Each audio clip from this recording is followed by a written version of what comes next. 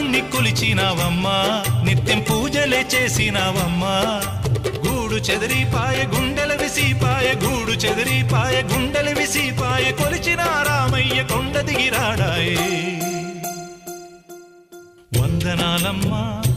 అమ్మా వందనాలమ్మా